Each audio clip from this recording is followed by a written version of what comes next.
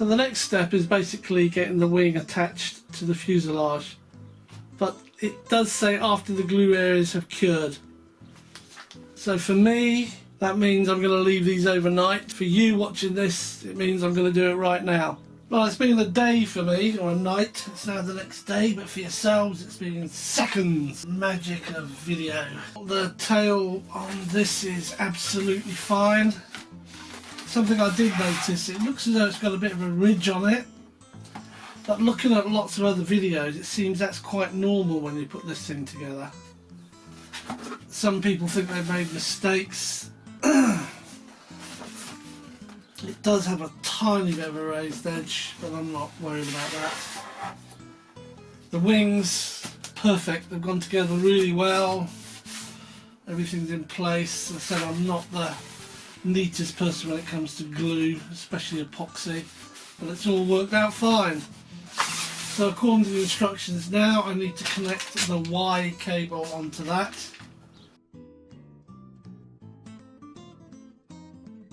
Different colours, but you've still got your black and your red, and that on this would be brown and red. The orange is the signal. There we go.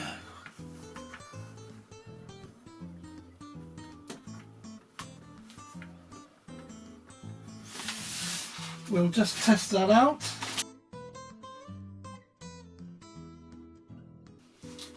Yep.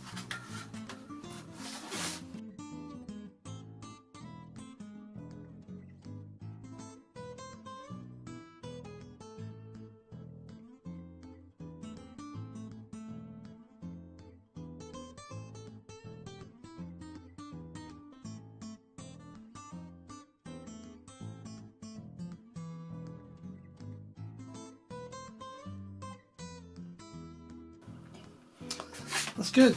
The wings are now on. There she is.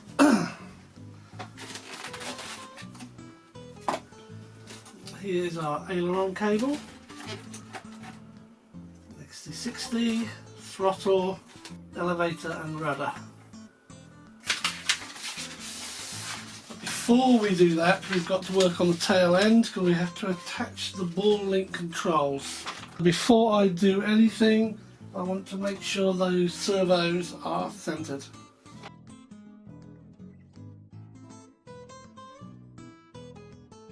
So that's centered. Okay, so that's both of those centered. Now looking at this horn, the second hole up is bigger than all the others. So that tells me this goes into the second hole up. Lovely. Now knowing that we're centered, we now have to see where our ball link comes, and it's a bit short, so I have to unscrew it. But first thing I'm going to do is screw this a couple of turns out. I'll try two. I want to see if that will fit. That's come down slightly, so I'll give it one more full turn, and that's pretty much level.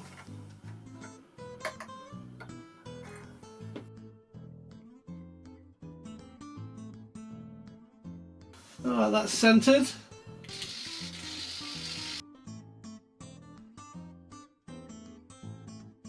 Yeah, that's pretty good, I like that. Now we repeat that on the other side.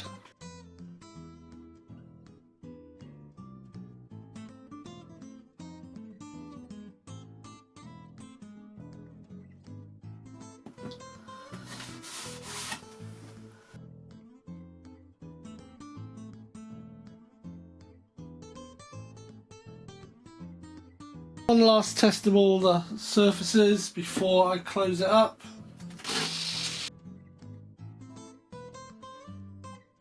So that's pretty much about centre, and none of them moved. They all look pretty good to me. Next steps, put the receiver in and set everything up, sort the battery out. And I've got a new receiver I haven't used before, and I'll show you it. These are the standard receivers I use all the time. the AR6210s, and they have this extending aerial, and when you're using larger aircraft you can position your receiver in one particular direction, perhaps this way, which might be down the fuselage, and then this you can have this way along the inside of the fuselage, or indeed, as I have on my Bixlers, I've got one of these on the outside. But these are 6 channels, they're relatively cheap, they're Spectrum, I absolutely swear by them. I've used them on every single aircraft I have, basically. There's a few that I don't, but that's because I might be using a Lemon receiver with stabilization. But generally these are my go-to receivers. But for some bizarre reason I decided to pick one of these up. Now this is the AR410. It's very compact, quite light, and there's no aerial. In fact there is, the aerial's inside the casing. Texas Instrument have helped design these, and they've made a special aerial. Now the feedback I've seen about these is that you actually get a longer range than you would one of these that I generally use, and of course they're far more compact. Now some dislikes. I'm a bit old school, so I like having the bind plug. I know how to use that instinctively, and also the channel assignments on the type of receiver I use. As you can see, you don't have channel 1, 2, 3, 4.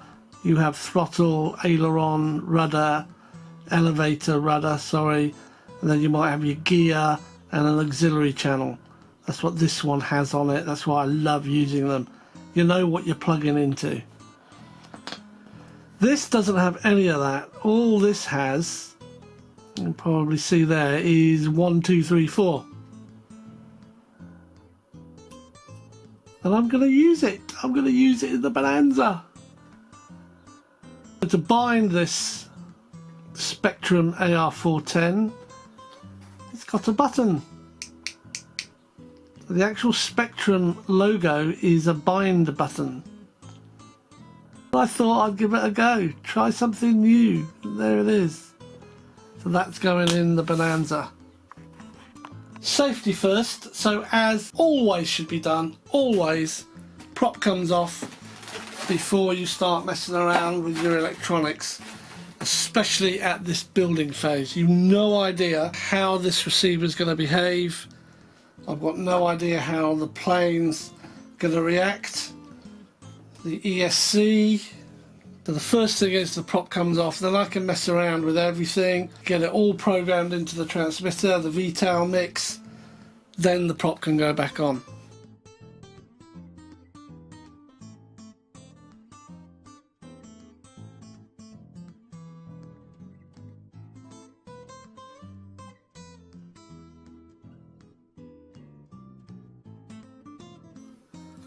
So the prop is a 7x5, and while it's off I'm going to check it for balance.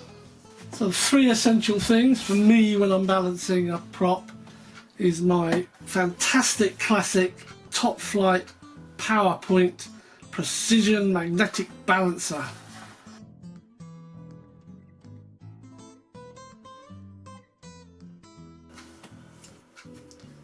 The balance spindle, and we put it on. Let's see what happens. Well, it's got a heavy blade, which is this one here, because if I do this, I expect to see it swings down, and it'll swing so this one stays at the bottom. There. Put it up this way and let go. It swings down.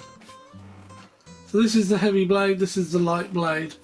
What I do now is I use a tiny strip of this reinforced fibre tape on the back of the light blade.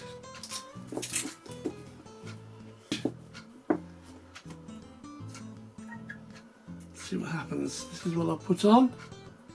See what happens. Yeah, see? Oh, hang on.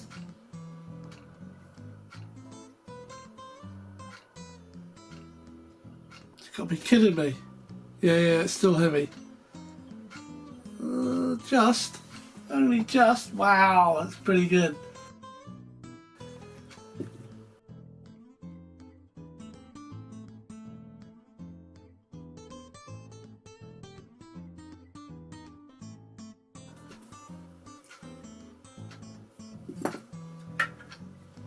Okay, here we go. That will do me nicely. So you can see it from this way. I'll speed it up. That's one balanced propeller.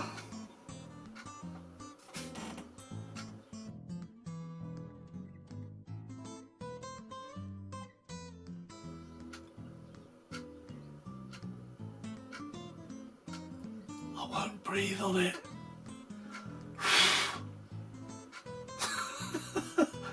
It's good.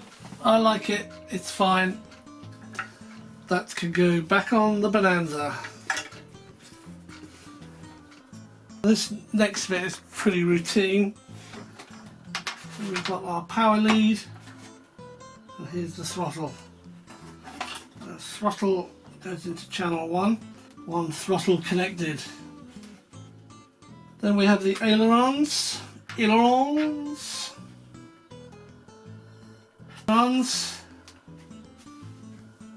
we want our elevator,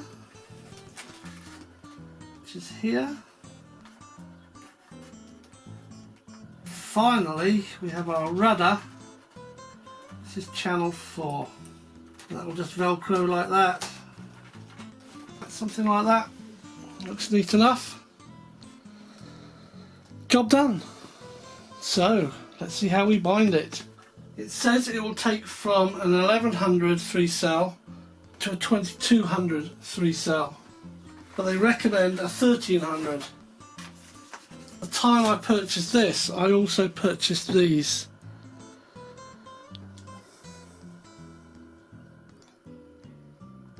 This is Turnigy Nanotech.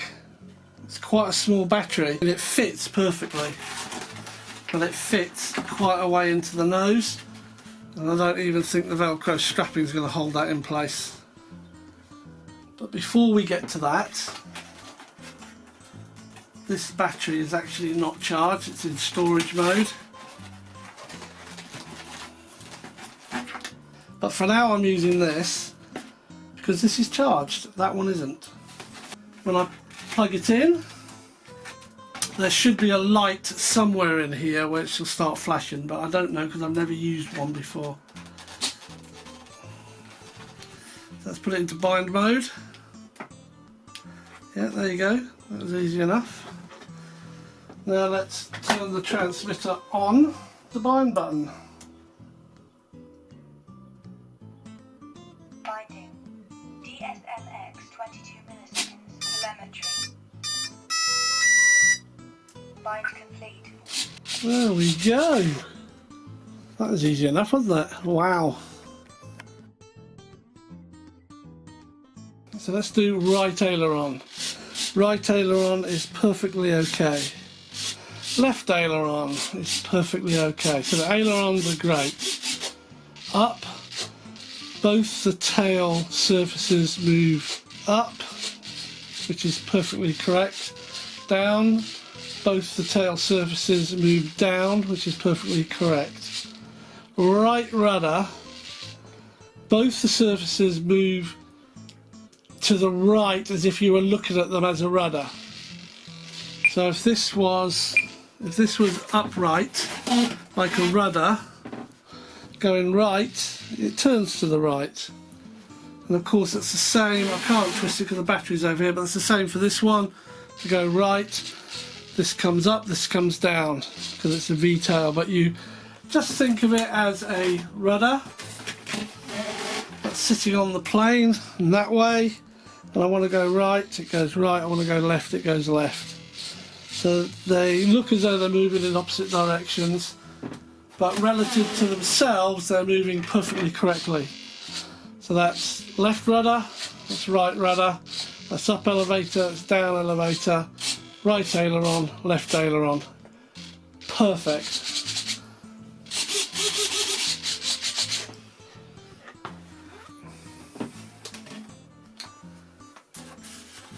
Let me move it around.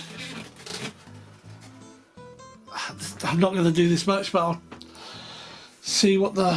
Throttle cut off. There we go.